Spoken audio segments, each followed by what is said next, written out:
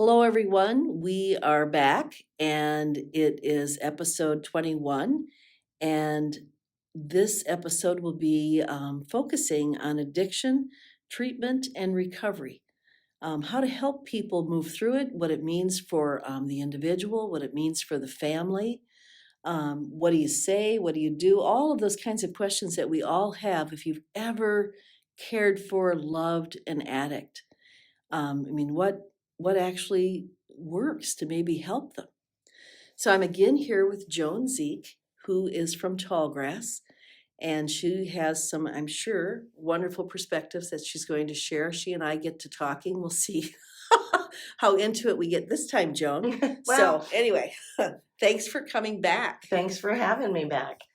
So my first question, Joan, is do other people cause someone to drink or to use? I have so many clients who come in and they're maybe married to someone who's drinking or using, and they're told repeatedly, well, you're the reason, you're the problem. I wouldn't do this if it wasn't for you.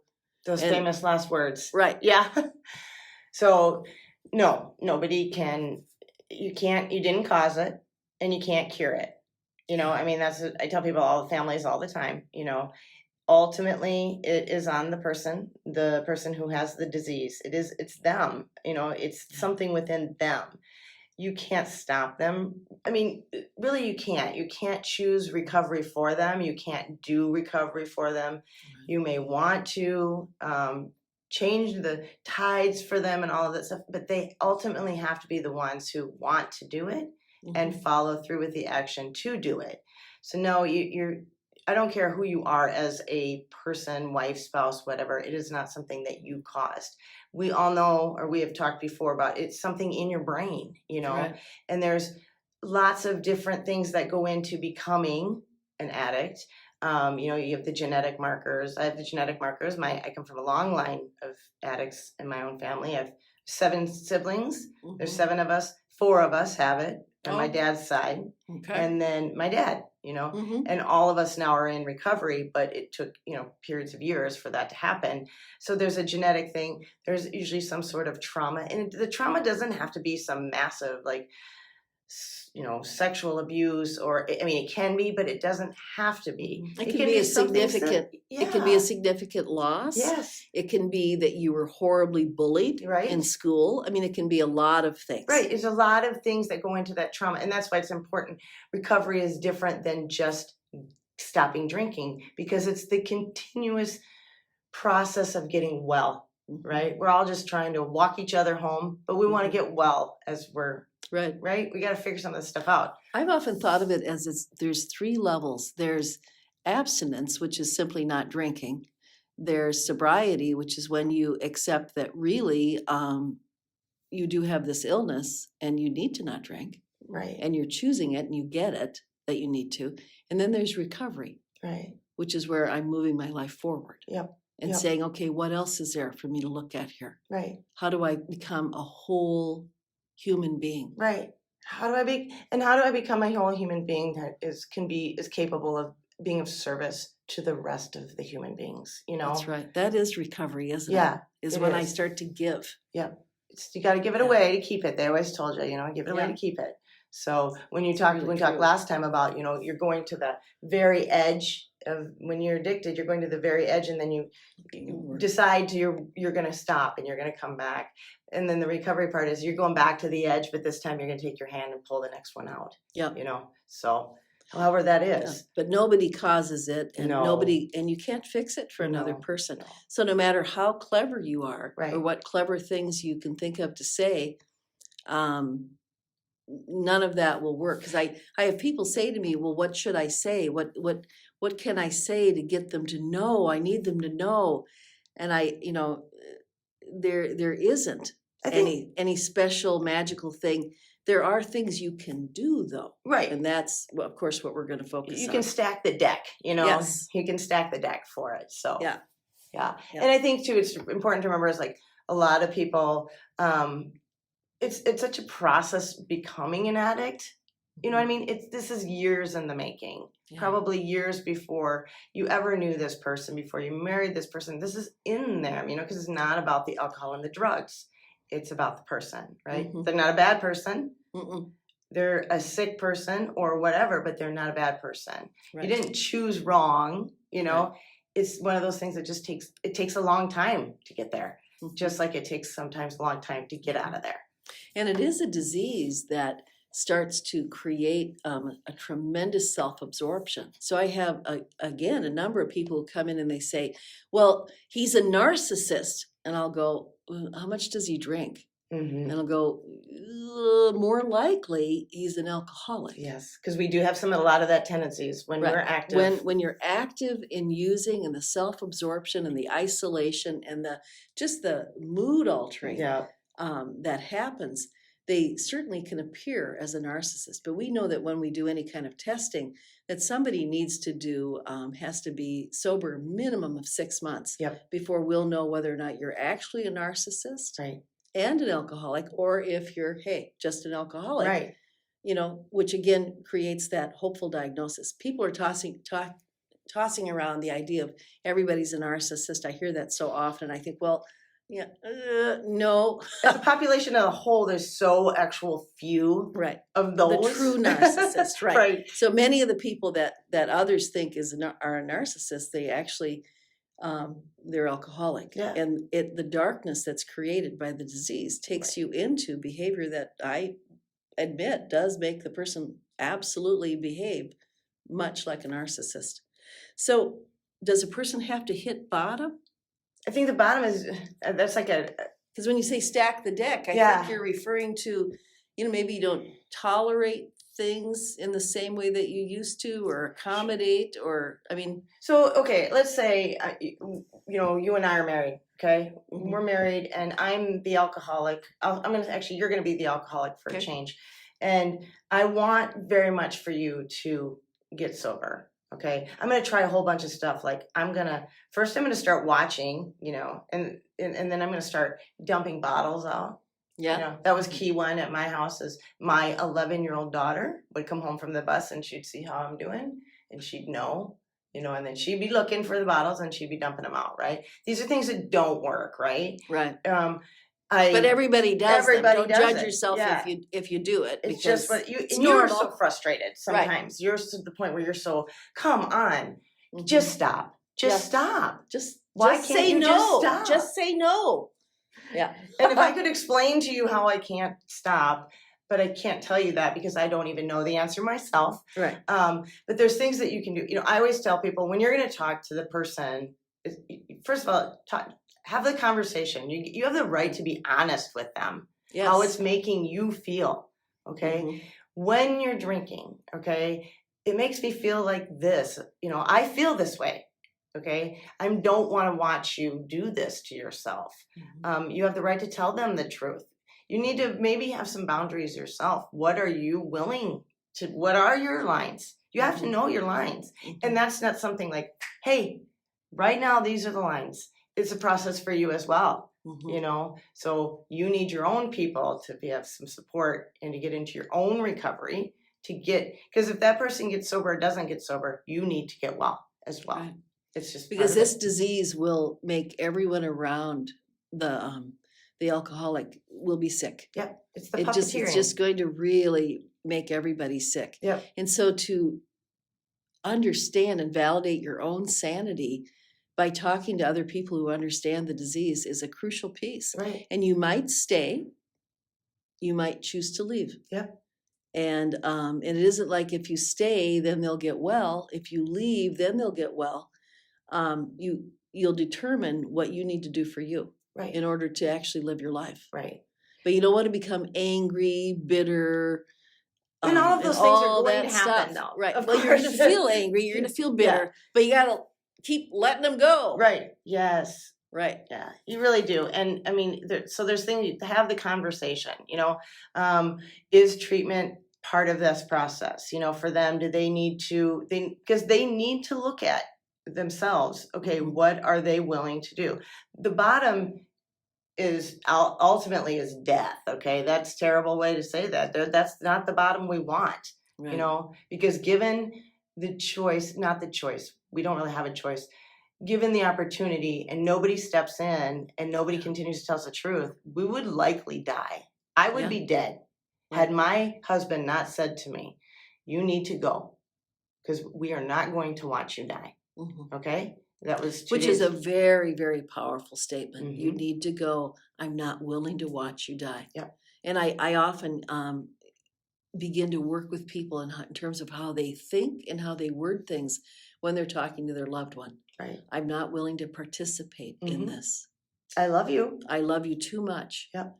You're standing on a bridge threatening to jump, and I am going to step in, and you are going to get mad, and I'm still going to step in and at least tell you, I don't want you to jump. Right. I believe that there's more to your life than that. Yeah. You have more. There's more to you than this moment. Right. So don't jump for this moment. And it's not like if you say that they're going to go, oh, okay, I get it now.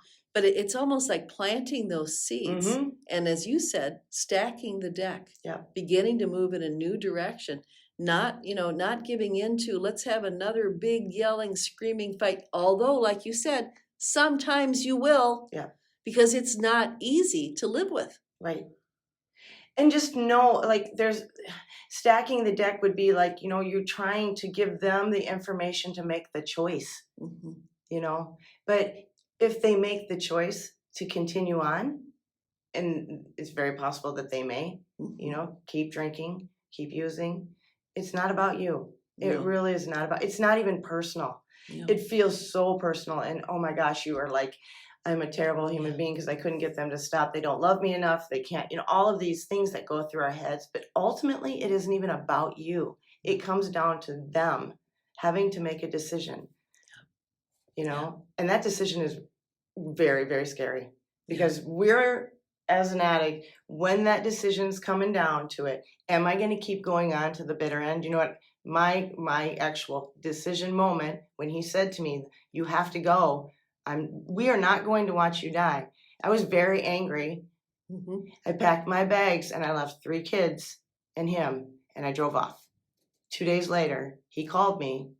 He'd had been trying to get all these things to happen, you know, and he called me and he said, and I answered the phone, which I had not been answering the phone because I was trying to die. Yeah. And I answered the phone and he says, "What are you going to do?" And I said, "I have no fucking idea. Mhm. I have no idea." And he says, "Don't go anywhere. I'm coming over." And he brought the sheriff with him, who I happen to know. Because I didn't know on the back end he's on the way to get an IVC because I'm going to drink myself to death. I mean, all of these things I didn't know at the time. And he comes to the door and he says, "Pete is with me. Can you come out and talk to Pete?" Mhm. And at that was the bottom. That was the moment I knew I couldn't lie anymore. Wow. I couldn't. And by lie do it. anymore, you're talking about you couldn't lie to yourself Right. anymore. Right. Just so people really understand, the biggest lie was to yourself. Right. That whole time. But then I think about what your husband went through, Joan, because it's terrifying. You say, I can't watch you die. I'm not going to watch you die. If you don't choose to get well, I don't know that I can live with you. I'm not going to have our kids witness this anymore. Right. You will not be with your daughters. That's what he said. That's right. I'm going to pull everybody away from you. We're not going to go down with you. I don't want you to go down. Right. But if you choose to go down, we're not going with you. And then the terrifying thing that happens is you leave the house. And this is common. And now I don't know where you are. I mean, this is really, and some people would leave the house and go into the arms of somebody else.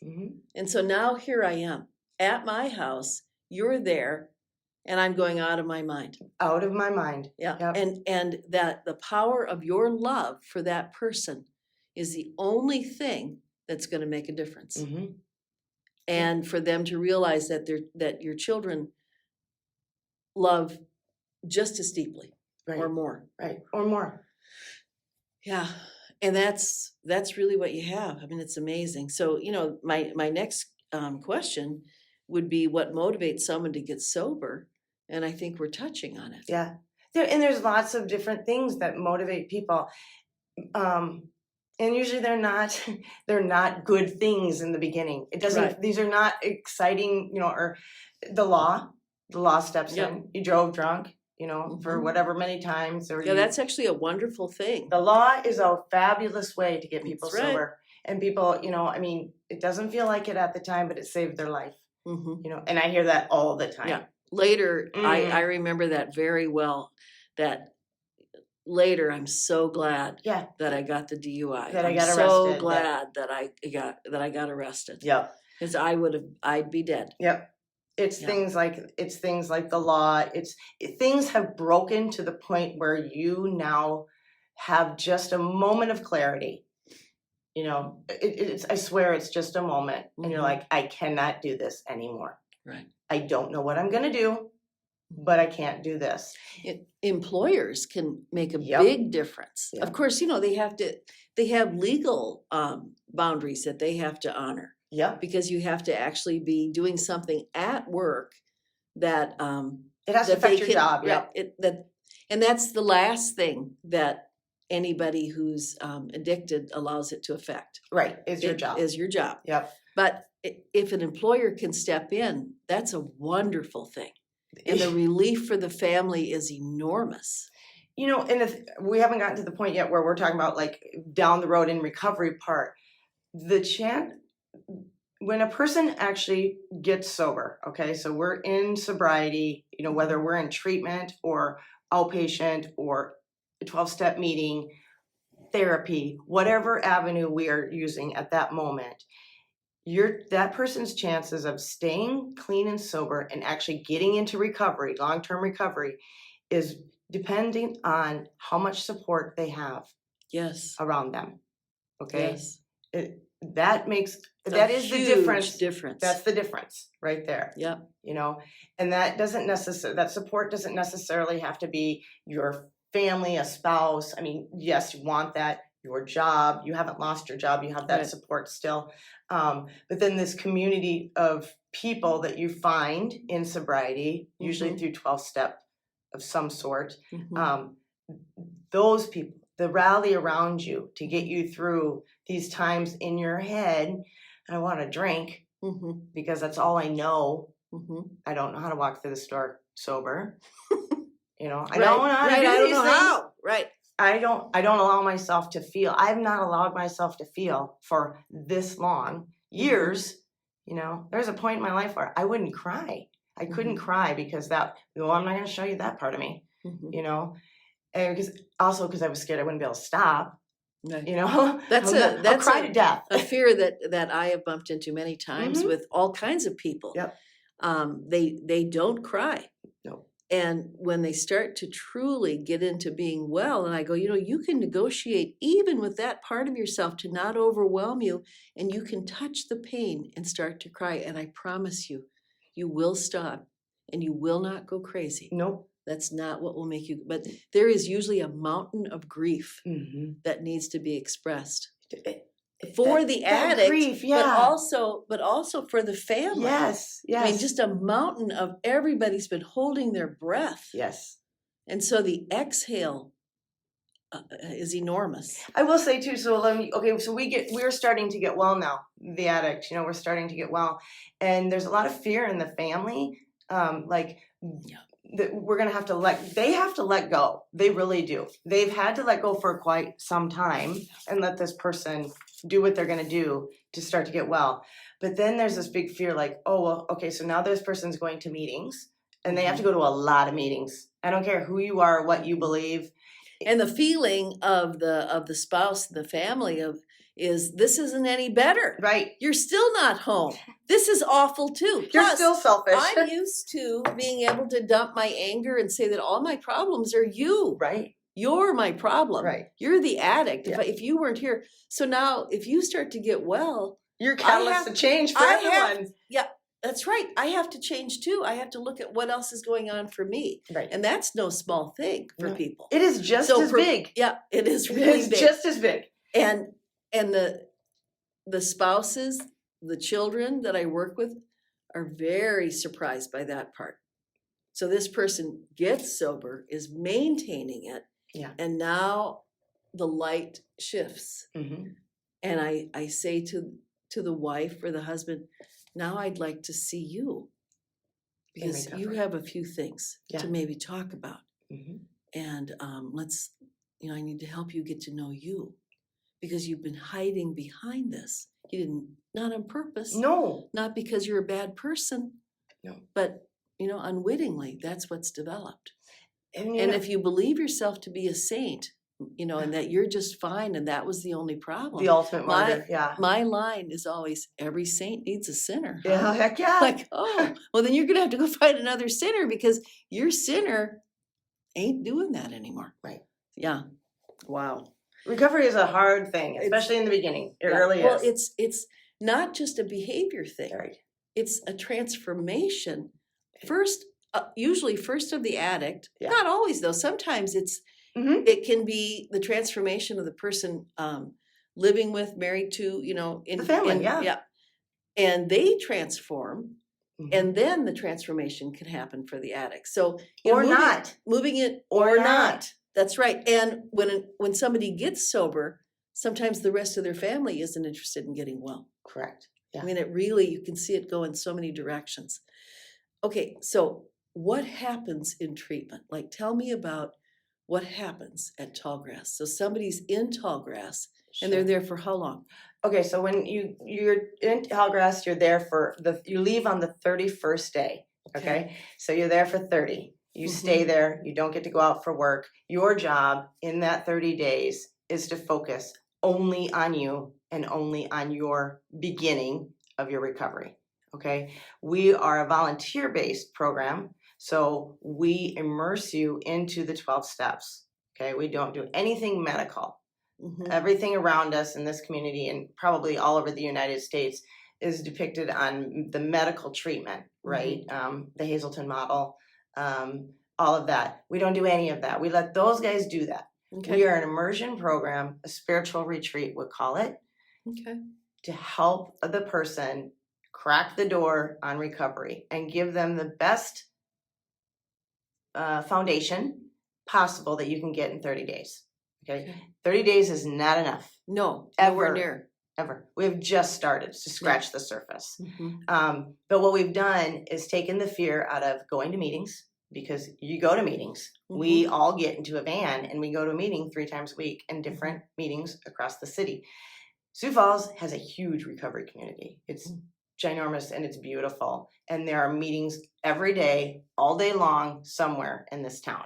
Okay. So that person gets, since I'm the volunteer coordinator, I coordinate with, once I meet the individual, I've probably talked to them, gotten them to come to treatment or convinced them that this is a good option for them.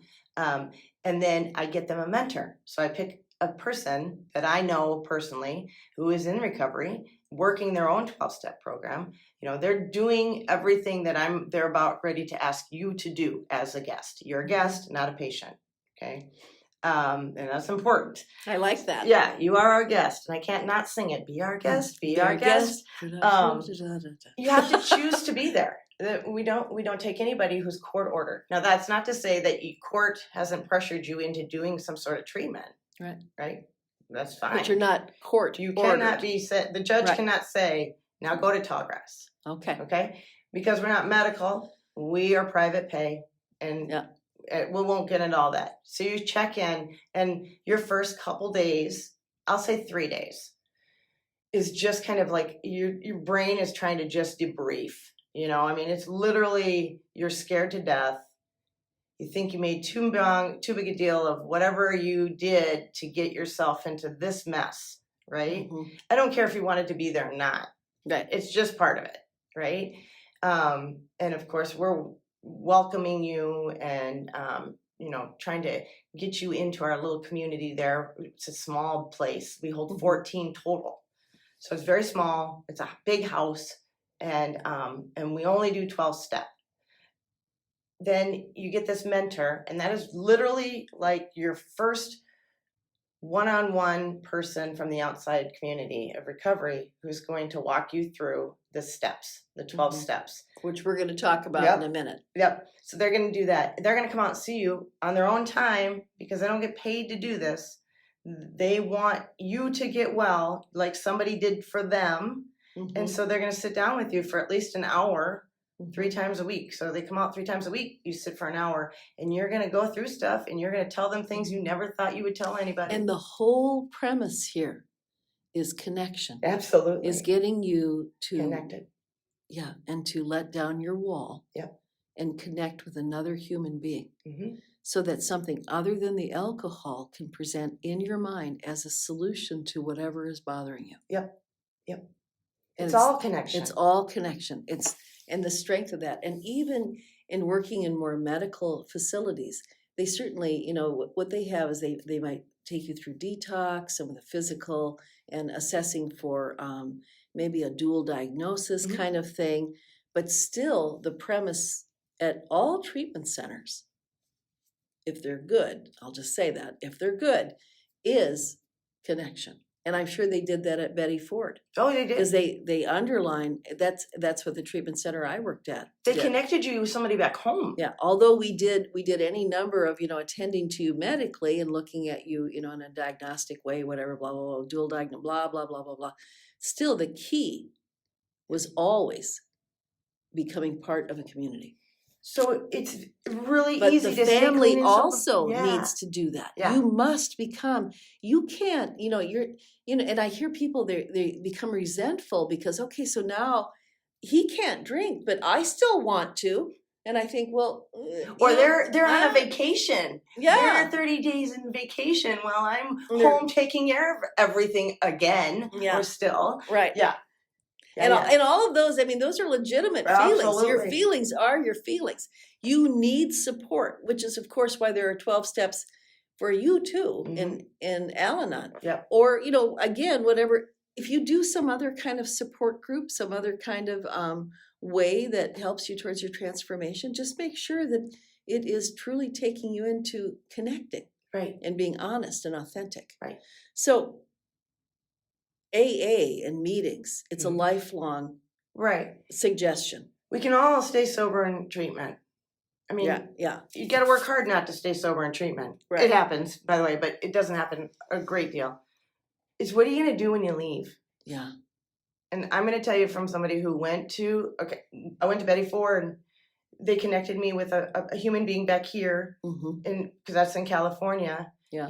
I got to come back, and I don't know anybody at AA or NA. I don't know anybody, and I've already started drinking, but nobody knows this already.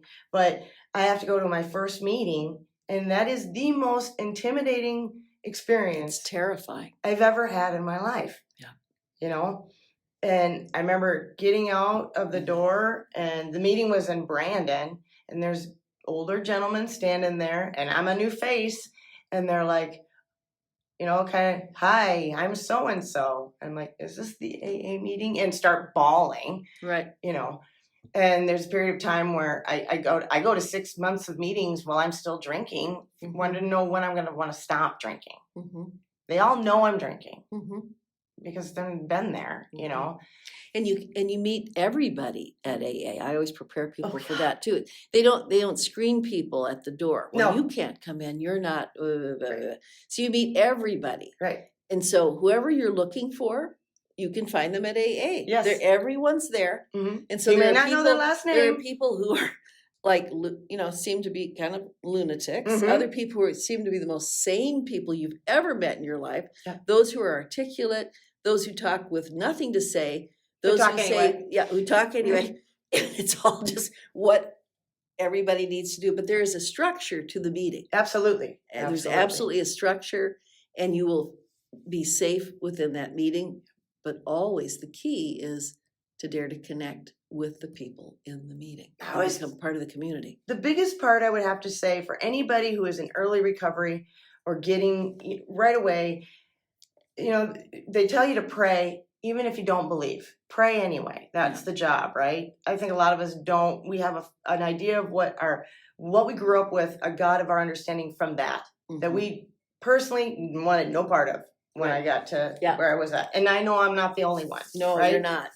We have a very bristly relationship with religion usually at that point, and therefore God in our own mind. So AA and the 12 steps whole job is to give you a spiritual, not religious experience. Right. Right? And so you go to these meetings and you're bound to find somebody there that you know. I know. I Yeah. walked into meetings when I first walked in and I knew 3 people and one of them was somebody from years before that I was super good friends with, and goes, "It's about time you got here." And I'm like, Oh. "Hi."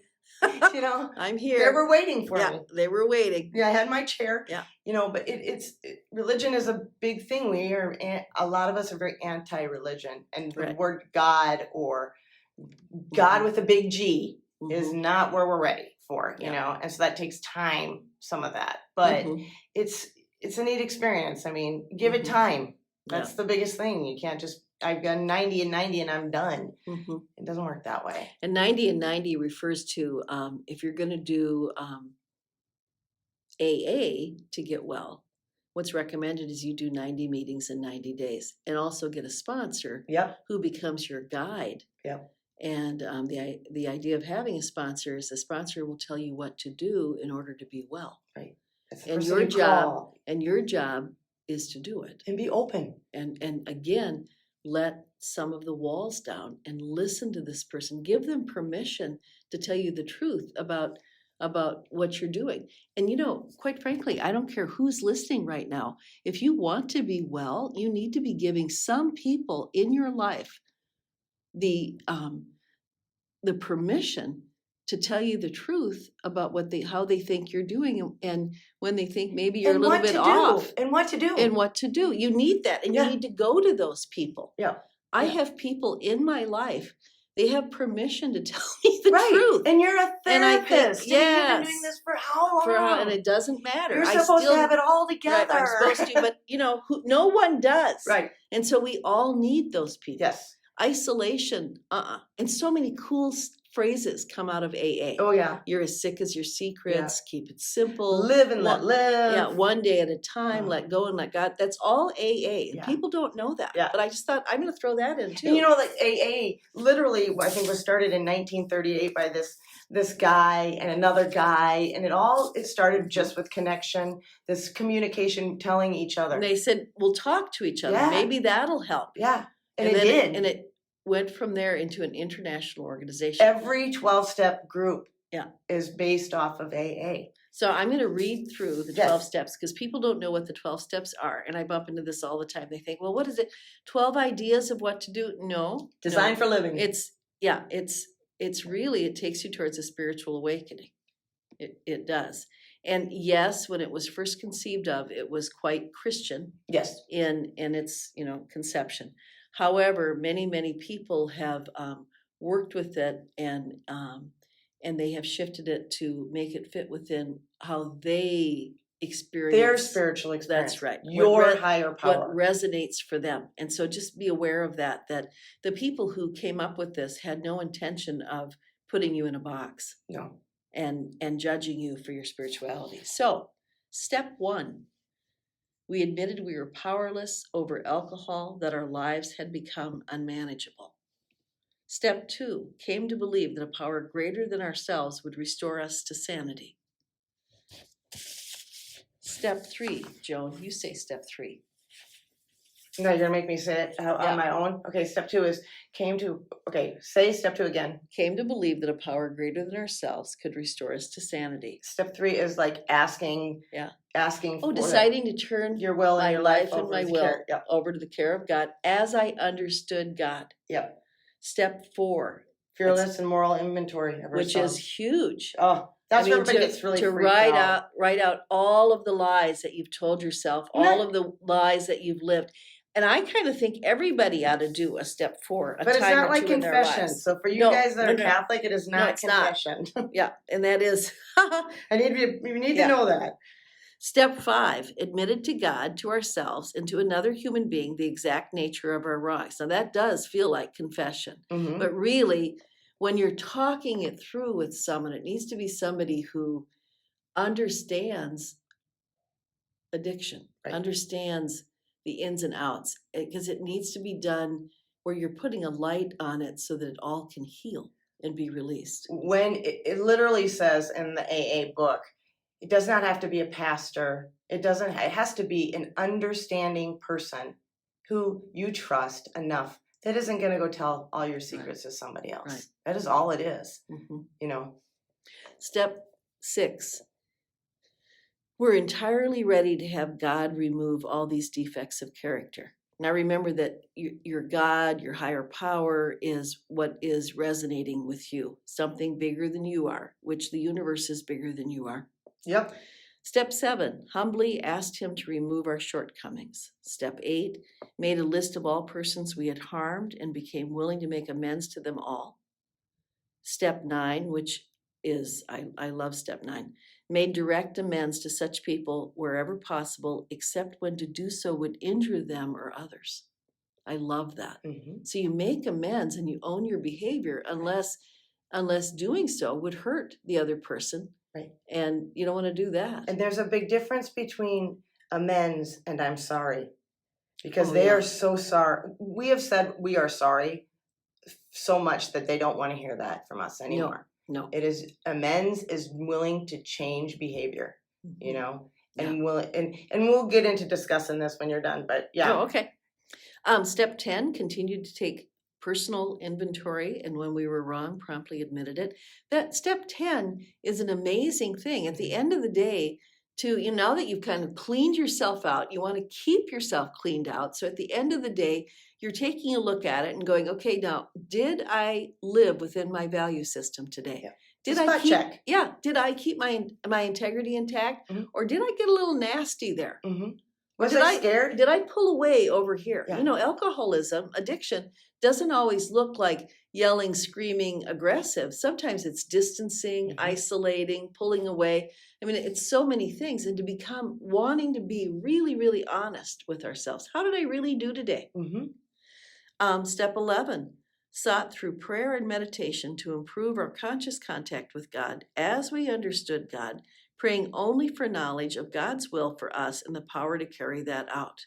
So it becomes a very deep meditative process. And again, that meditation, however you want to do it, however you want to conceptualize it, as long as I tell people, as long as it's good and you're in the realm of good, it's the good seeking. Energy. Yeah. It's just the seeking of something. Right. I didn't even learn meditation. I know I learned it when I was in treatment the first time. Yeah. I didn't but have any idea. The mind. Yeah. We can talk about meditation in a whole nother podcast. That's a whole nother podcast. That is a whole different one. Your brain's job is to think. Right.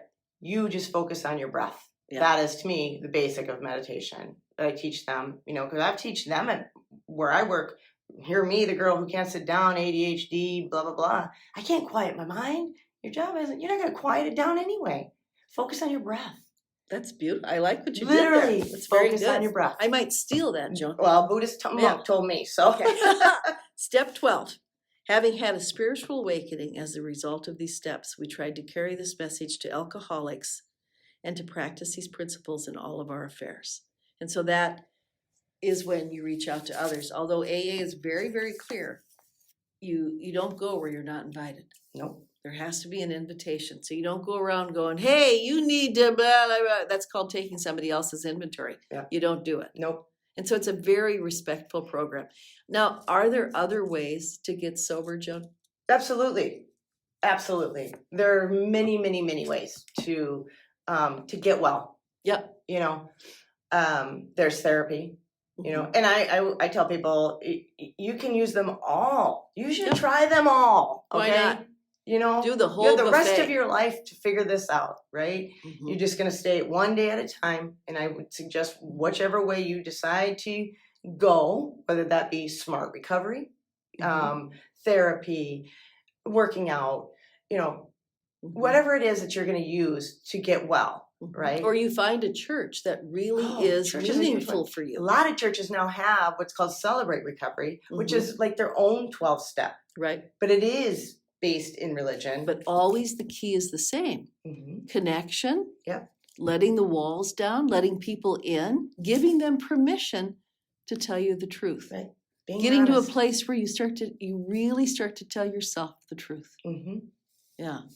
And that comes and goes, Yes. because we're human. Of course. Because we're human. Yeah. So I had me thinking while you're reading that, we should go through all of these, and we can, and we don't have to. And we can't. You probably know about the promises.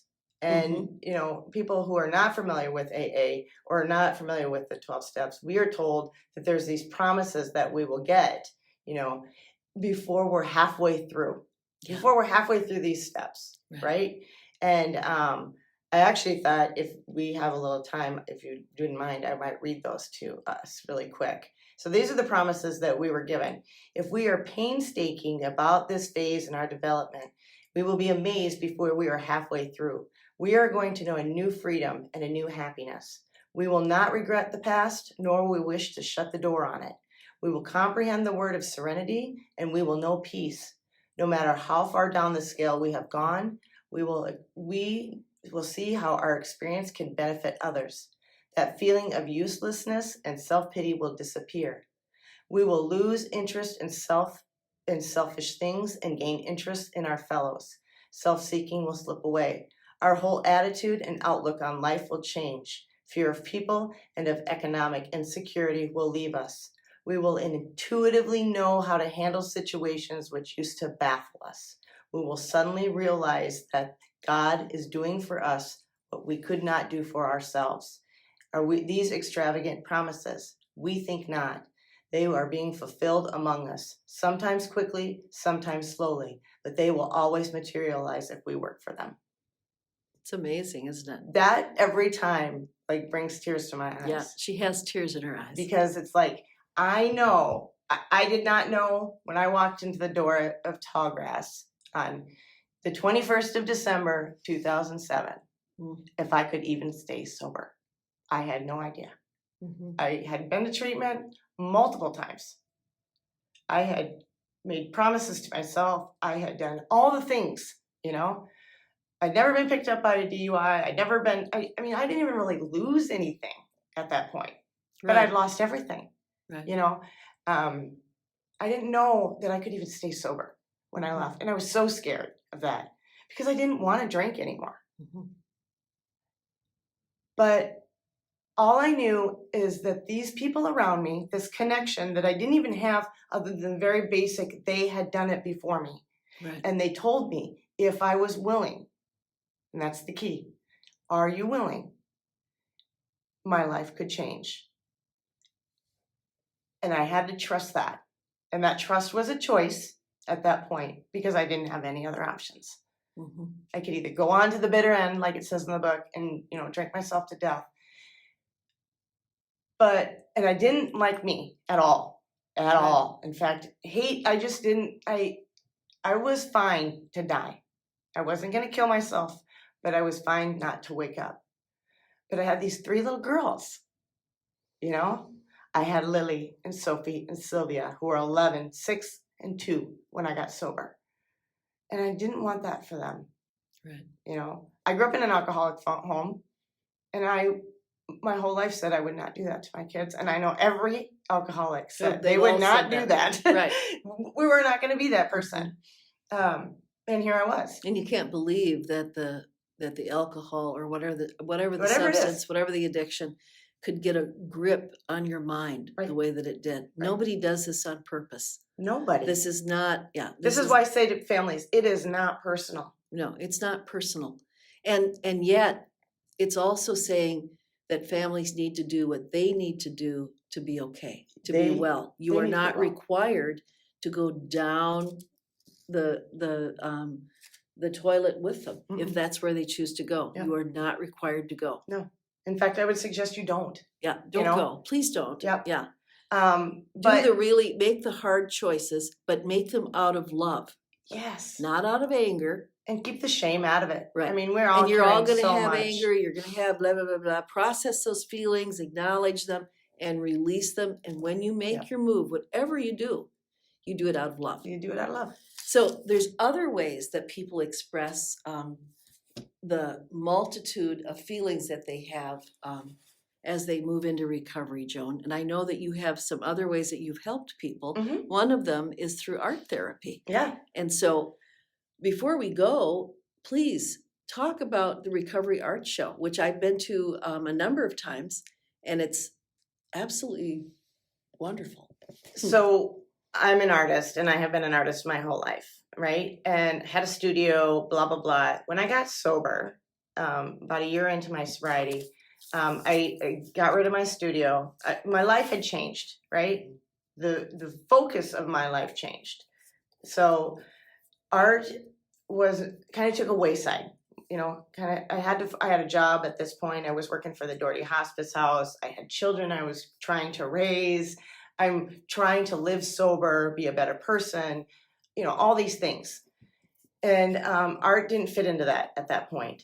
So at about 3 years sober, I hadn't made any art, and I couldn't get back into making art. Like I was like blocked. Do you know what I mean? Because the last many years of my art making career I was drunk. And so I'm like, do I even have it? Am I really an artist? You know, all the imposter stuff that goes on. And I found this book called Addiction and Art, and it was by John Hopkins University. Had put it out, they weren't the producer of the book, but they had put this call to art out to the United States for people who had been affected by addiction to create a piece to be part of this show. And I found this book at Barnes and Nobles, and I'm like, I got to get this book. And I'm looking, and these pieces of art are incredibly gut wrenching. Some of them beautiful about these people's addiction. And then with them, they had these stories, you know, about this person who made this piece of art.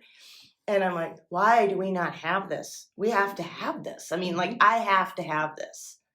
And I went to my boss. At this point, I'm working at Tallgrass. And I said, I have this idea. And I had this old boss, Dennis Ford, best man ever. And he was like 50 million years sober, you know, stoic. And he's like, okay, what is it? And I said, I want to create this show.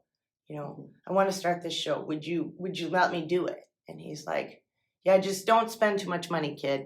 And I'm like, okay, I won't. And so I went to some friends that worked in different parts of the, you know, social services, we'll call it. I have a friend at LSS, I have Volunteers America, all these people that work everywhere, right? But we all work with people.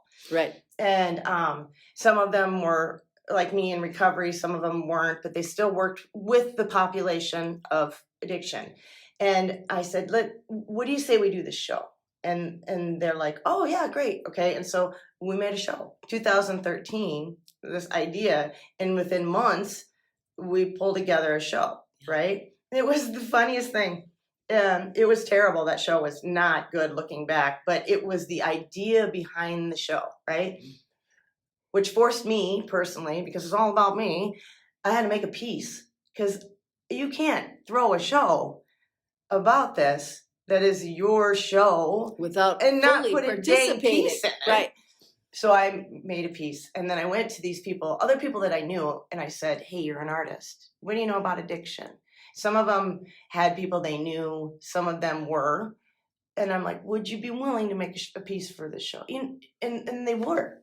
Yeah. Or they had a piece that they were willing to put into it. Right. And that very first show, we had like maybe 20 pieces total of 5 artists, you know, really cool people who were willing to do it. And statements that they wrote about their own part of it. recovery. You have to write a piece. You have to write an artist statement, which is not what normal artist statements are. Right. Artist statements are your name and the title and the cost, you know?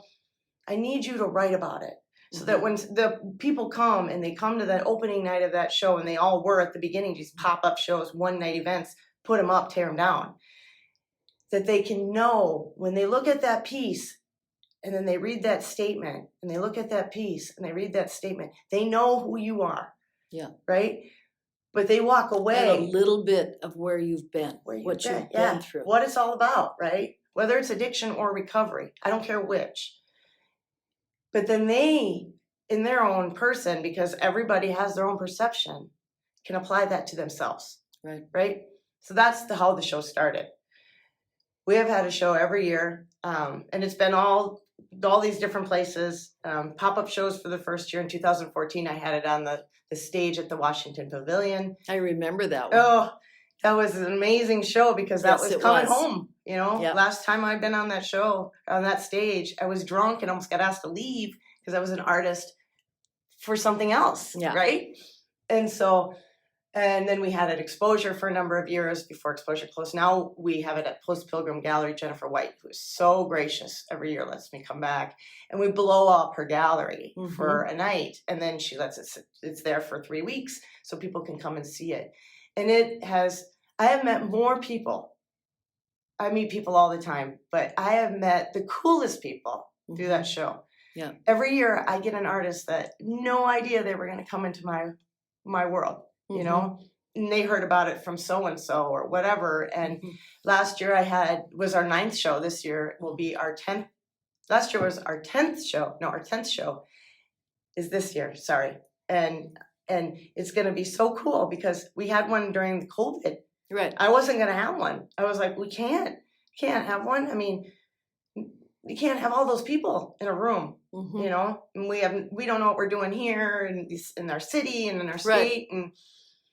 But I had an Ellen on her, who every year made us a piece. And she sent me an email and said, here's my artist statement.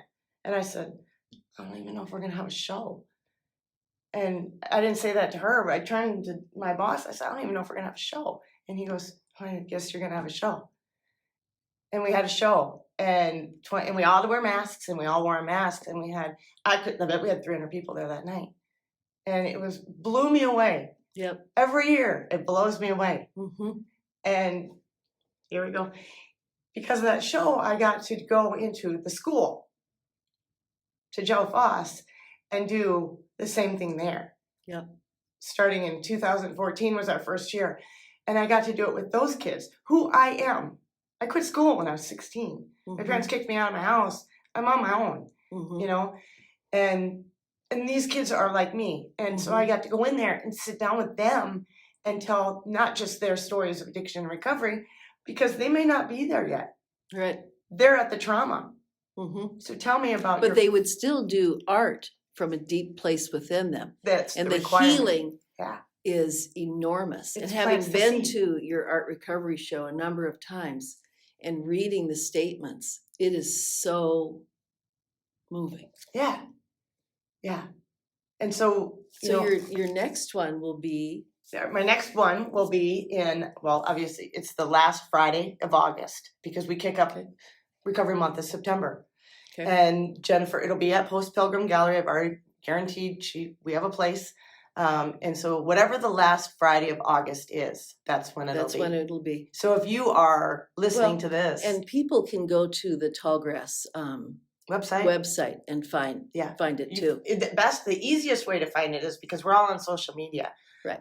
The Recovery Art Show on Facebook. Here we go. Go there. Go there. You'll find it. Yeah, you'll find it. And if you can't find that, find me, Joan Zych. I mean Zych. Find me, and I will come to you and help you make your peace if I have to. Right. You know. But if you have a story of addiction and recovery, whether it's you or someone else, I want your story. Yeah. That's all it's about. It's connection through just another way. Yeah. Thank you, Joan, for being here with me. Thank you so much. This was this just was very moving for me to have this conversation with you. I knew it would be, but it was even better than I thought it would be. Well, so thank you so much. Thank you for the honor. I mean, it was an honor to be, you talked to me about this, I think probably at the show. Yeah, I think it was at the show. I said, I'd like you to be on my podcast. Yeah. And we'll get there. Just let me get through this. That's right. Yeah, and here we are. Yeah. So I appreciate the honor of being asked, and of course I think very highly of you and all the work that you do for people like me, who are. Thank you. We're sometimes a little further beyond just I'm not going to drink today, but I need to know what the hell happened, so that What's all this about? Right. How does my mind work? Right. Yeah. So, everyone, remember, live your life with intention, with passion, with purpose. Until next time.